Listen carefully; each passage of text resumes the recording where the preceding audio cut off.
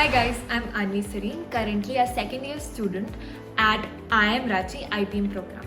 तो आज मैं शेयर करूंगी कि लास्ट 30 डेज में तुम्हें क्या क्या चीज़ों का ख्याल रखना चाहिए। तो going forward with the last years pattern, तो हमें देखने को मिलता है कि लास्ट ईयर क्वांटिटेटिव एप्टीट्यूड में टीटा टाइप क्वेश्चंस में अगर तुमने 15 क्वेश्चंस में से सिर्फ 5 क्वेश्चंस क्रैक कर लिए होते तो तुम्हारा कट ऑफ क्लियर हो जाता। सिमिलरली फॉर MCQ तुमने 30 क्वेश्चंस में से अगर 11 क्वेश्चंस क्रैक करे होते तो यहाँ पे भी तुम्हारा कट ऑफ क्लियर हो रहा था। बात करें वर्बल एबिलिटी की, तो वर्बल एबिलिटी में थोड़ा सा ट्रिकी हो गया था लास्ट ईयर, क्योंकि 40 मिनट्स में तुम्हें 45 क्वेश्चन सॉल्व करने थे जिनमें से कट ऑफ 28 गया। तो ये प्रिडिक्टेड है कि हो सकता है इस साल भी लास्ट ईयर जैसा पैटर्न आए, बिकॉज 2022 में ऐसा कुछ पैंडेमिक का सिचुएशन इतना नहीं राइज पे था और इस साल भी नहीं है। तो प्रॉबेबली IIM इंदौर अगर उसको ज्यादा ट्रिक्स नहीं खेलनी बच्चों के साथ तो ये पैटर्न फॉलो कर सकता है। अब आते हैं कि क्या क्या चीजें हमें QA और VA में ध्यान रखनी चाहिए।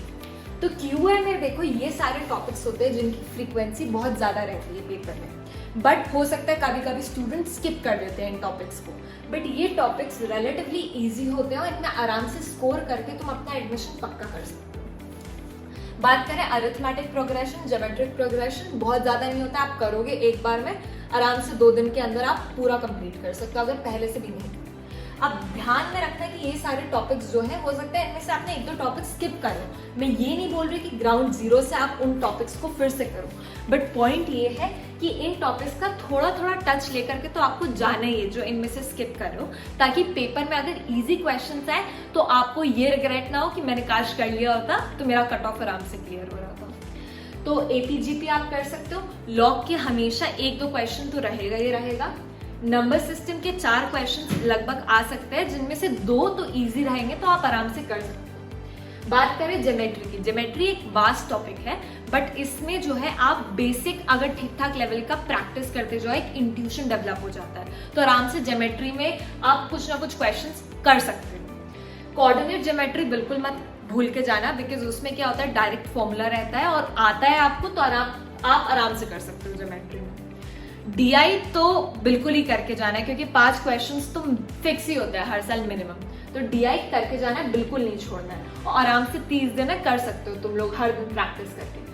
एवरेज और मिक्सचर एलिगेशन भी इजी टॉपिक है, जिसको तुम करोगे तो आराम से पेपर में तुम्हारे 2 क्वेश्चंस तो आ ही जाएंगे, तो ये चीजें नहीं मिस करनी। बात करें VA की, तो VA में देखो रीडिंग कॉम्प्रिहेंशन, पैरा जम्बल्स और पैरा कंप्लीशन, ये 3 ऐसे टॉपिक्स हैं जो तुम डेली प्रैक्टिस के थ्रू इंश्योर कर सकते हो कि पेपर में तुम्हारे हो जाए।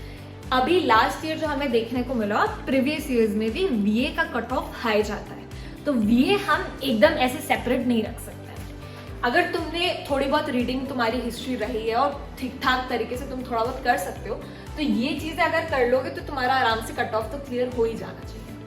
रीडिंग कॉम्प्रिहेंशन, पैरा जंबल और पैरा कंप्लीशन डेली प्रैक्टिस करो, 2 घंटा इनमें से किसी एक टॉपिक को देना है रोज। बात करें FIB और सेंटेंस इंप्रूवमेंट, अब ये थोड़ा ट्रिकी हो जाता है, क्योंकि ये 2 टॉपिक्स जो है आप तभी कर सकते हो जब आपको सेंटेंस का स्ट्रक्चर पता है। तो YouTube वगैरह पे और बाकी जो कोचिंग्स आप फॉलो करते हो उनके सिलेबस में आपको ये चीज़ें मिल जाएंगी कि क्या क्या स्ट्रक्चर्स रहते हैं वॉइसेस के, टेंसेस के। मैंने पर्सनली IPM करियर करा था, तो अगर आप उस कोचिंग को कर रहे हो या सोच रहे हो तो उसके रिसोर्सेज में आपको इन चीज़ों में हेल्प हो सकती है। उनकी फैकल्टी काफ़ी अच्छी है जिन्होंने बहुत बेसिक लेवल से मुझे समझाया था कि क्या सेंटेंस का स्ट्रक्चर होता है। इन दोनों टॉपिक्स में मुझे काफ़ी हेल्प मिली थी। इडियम्स और फ्रेजेस, अभी तुम्हारे पास लगभग मान लो 30 दिन है। अगर तुम 300 इडियम्स को भी टारगेट कर रहे हो तो दिन में तुम 10 इडियम्स भी कर सकते हो आराम से, जो हो सकता है किसी भी इंसान से। तो तुम्हारा ये इडियम्स और फ्रेजेस के जो 4 क्वेश्चन पेपर में आ सकते हैं वो पक्के हो जाएंगे। तो क्यों ना ये सारी चीजें आप करके जाओ आराम से, ताकि आपके कट ऑफ क्लियर करने के चांसेस बढ़ते ही चले जाएं। अब देखो इन चीजों को तो बिल्कुल नहीं भूलना है।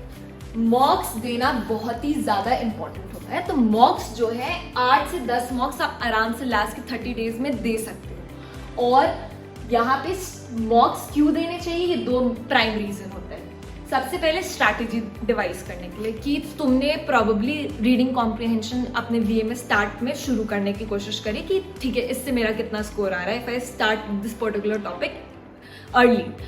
उसके बाद तुमको समझ में आ जाएगा कि तुम्हारे लिए कौन सी स्ट्रैटेजी वर्क कर रही है और कौन सी स्ट्रैटेजी नहीं वर्क कर रही है।